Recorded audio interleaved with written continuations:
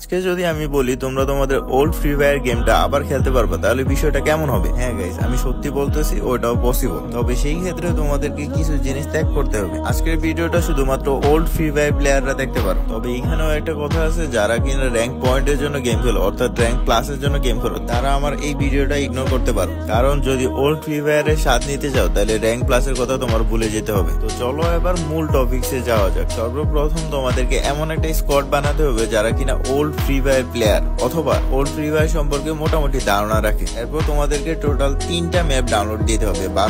Bermuda তো always থাকে, পুরগাটরি আর Kalahari. আর বাকি যে ম্যাপগুলো তোমাদের ডাউনলোড থাকবে সেগুলো ডিলিট করে দিবা। এরপর তোমাদেরকে মেইন রুলসটা মানতে হবে যে কোনো প্রকার রিভাইভ নেই। মানে আগের মতো তোমাদেরকে ম্যাচে একবার মরে গেলে একদম শেষ পর্যন্ত বসে বসে টিমমেটে খেলা দেখতে হবে। এনিমি রিভাইভ দেওয়া দেখ, নতুন পোলাপানের মতো খেলো, তোমরা তোমাদের ওল্ড ফ্রি ফায়ারের মতো খেলো। আমি তো আগেই বলছি, প্লাসের কথা মাথা থেকে একদম বের করতে হবে। এনিমি তোমাদেরকে ইমোট দিছে, সেটা রিভেঞ্জ নেওয়ার জন্য তোমরা রিভাইভ হইতে পারবে না। যে টিমমেট বেঁচে থাকবে তারা পারলে রিভেঞ্জ দিবে, আর নাইলে না। বারমুডা ম্যাপে তোমাদের স্কোয়াডের একজন কিংবা দুইজন আর বান্টি টোকেন নিয়ে নেমে যেতে পারো আমাদের সেই ফ্যাক্টরিতে। এখন তোমরা বলতে পারো যে ভাই আমরা তো ভিডিওটা দেখতেছি, বাকিরা তো দেখতেছে না, তাইলে বাকিরা তো আর ফ্যাক্টরিতে নামবে না। তাহলে ভিডিওটা এত পরিমাণ শেয়ার করো যাতে প্রত্যেকটা ওল্ড ফ্রি ফায়ার প্লেয়ারের কাছে ভিডিওটা যায় এবং তারাও যেন ফ্রি ফায়ারটা আগের মতো খেলতে পারে। ফ্যাক্টরির সাথে প্লেয়ার থাকলে তোমরা ফাইট করবা, আর না থাকলে ওইখান থেকে নেমে নর্মালি ফাইট করবা। এবার আসি ক্যারেক্টার গুলোকে নিয়ে, যেখানে তোমাদের নতুন ক্যারেক্টার গুলো সম্পূর্ণ ইগনোর করতে হবে। অ্যাক্টিভ ক্যারেক্টারে মাস্ট অলক বা উকুং থাকবে, আর পেসিভ ক্যারেক্টারে যেগুলো পুরাতন যেমন ম্যাক্সিম, হায়াতো,